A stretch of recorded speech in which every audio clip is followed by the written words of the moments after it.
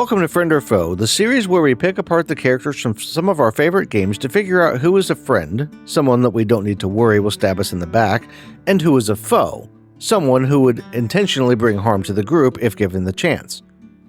I'm Josh Bearheart Hawk, and today we're dissecting someone who just might be a little more controversial than you might expect at first glance.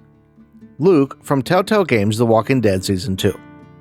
As always, you can find a link in the description to a playlist for this series for those long nights where you just want to sit back, relax, and listen to a bunch of breakdowns all at once.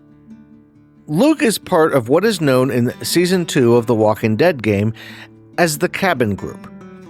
This group consists of himself, his childhood friend Nick, Nick's uncle Pete, a woman named Rebecca and her husband Alvin, and a doctor named Carlos with his daughter Sarah. They began the zombie apocalypse by holding up in a house hardware store as part of a group run by a man named William Carver, who Luke never really got along with. At some point in the about 2 years between the start of the outbreak and when we meet them in Season 2 of the game, Luke and the rest have broken free from Carver's group and made their way to a cabin that we find them in, where they spend their days trying to survive while hoping Carver doesn't show up to try to bring them back. Luke seems to be a rather caring individual on the surface, and the first time we meet him, we see him and Pete going out of their way to save Clementine, who's passed out in the forest amid a herd of zombies. He winds up carrying the young girl for a short way before noticing what appears to be a bite on her arm and tossing her to the ground in a panic. On the one hand, it makes sense that he would be worried as someone in their group had been killed by a bite victim in the not-too-distant past. But on the other, it's really kind of wild how fast he jumps to the conclusion that the wound is a bite from a zombie. There are a million other things that scrape could be from, and throwing Clem to the ground in a panic because it might be a bite from a zombie just seems a little excessive to me. So he's a little on edge to say the least, but Pete is able to talk him down and the pair make their way back to the cabin with their new accomplice in tow. The rest of the group isn't thrilled that Pete and Luke would be returning with a new face, but that's kind of to be expected since they're all basically living in the shadow of Carver, and who really knows where this girl came from? And this is where we see another flaw in Luke, as he kind of falters when some of the members of the group suggest either killing Clementine or shoving her in a shed for the night. He just kind of goes along with the eventual decision, though he does get at least a little credit for kind of standing up for her. If it were me in that situation, I would likely have pushed a lot harder to stitch up the wound, as I know enough about these things to know that an infection could kill her in the overnight hours, whether it's from a zombie bite or not. Now, he does fight a little harder with the others once inside, as the group argues about whether or not they did the right thing by locking Clementine in the shed, but that doesn't really help the situation much. Jumping out of the moment, we find out through later gameplay that Luke had been fighting with Carver when the group was still at Hal's Hardware, and we're kind of led to believe that he was almost challenging Carver for leadership of the group in general. But he doesn't really strike me as a leader at any point in the story, with this early example being just the first. He defers to Pete for a lot of things, which kind of makes sense as Pete is the older and wiser of the two. But he also doesn't really come across as in charge of anything. The group pushes back on him at every turn, and he just doesn't have the authority that we would expect to see out of someone who led the group out of the supposedly bad situation they were in with Carver. And speaking again of Carver, it isn't long before Luke and the rest of the group are leaving the cabin after Clementine breaks out of the shed, stitches herself up, gets lost with Pete, who winds up dead, and lets the cabin group know that Carver stopped by the cabin while they were all out looking for Nick. Honestly, a lot happens here, but as far as Luke is concerned, there isn't much to say. He just kind of exists in the background until they wind up at a ski lodge with Clementine reunited with her old friend Kenny. And it's at this point that Luke's creepy factor comes out. And I need to really address this because Luke really set off a lot of alarms in my head the first time I played through this episode. On the one hand, I can see how he might be giving off big brother kind of energy with Clementine, as he seems to be very protective of her at times. But on the other hand, he's only been around her for a short while, and he doesn't mention having a little sister or anything that she reminds him of. So what's going on here? If Clementine chooses to sit with Kenny during dinner at the ski lodge, Luke gets jealous enough to come over and interrupt their conversation. This isn't really normal, especially given the short amount of time that she's been with the cabin group, and it really comes off as inappropriate that a grown man like Luke would act this way about a little girl.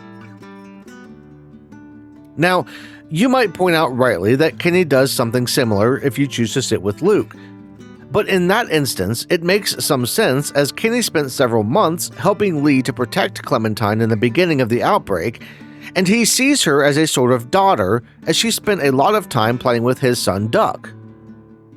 He's happy to see her after so much time, and he's a little hurt if she doesn't choose to sit with him, as he remembers her differently than she remembers him. To be clear, I'm not trying to pin anything on Luke that he doesn't deserve. But at the same time, there were a lot of people that saw him as a bit creepy in the way that he acted around Clementine in the first few episodes. Enough people felt that way, as a matter of fact, that there was even an unsubstantiated rumor that the writers made changes to the season to separate Luke and Clementine based on fan fiction that shipped them as a couple. There's no indication that any of the changes were actually made because of that, but the fact that the rumors were there, and that some people would even see that as a possibility, is enough to make the point. Following dinner at the lodge, Carver and his group show up and wind up taking everyone hostage, except for Luke, who's decided to hide rather than face the situation head-on. This is yet another mark against Luke's leadership credentials, and things aren't looking great for him overall. Granted, he does follow the group back to House Hardware, where Carver takes them and locks them up, and he does wind up trying to help them escape. But even here, he fails miserably as he gets caught trying to steal some food.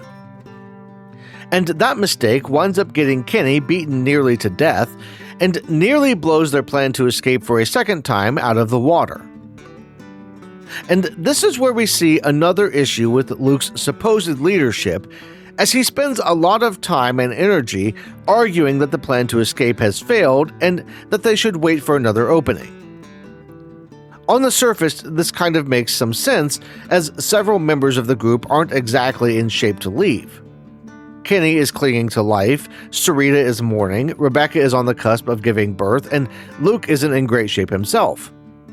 But the issue here is less about the position he's arguing and more about the way he's going about it, and how much trouble he has convincing anyone else to buy in. A leader would take charge and have a solid grasp on the situation with another plan ready to go, and the group would be ready and willing to follow them. But no one really wants to follow Luke anywhere, and his argument winds up sounding more like a white flag than a rallying cry. Despite Luke's best efforts, Kenny is up and moving around much quicker than expected, and the group winds up breaking out of House Hardware, taking the whole place down with them as they escape into a herd of zombies.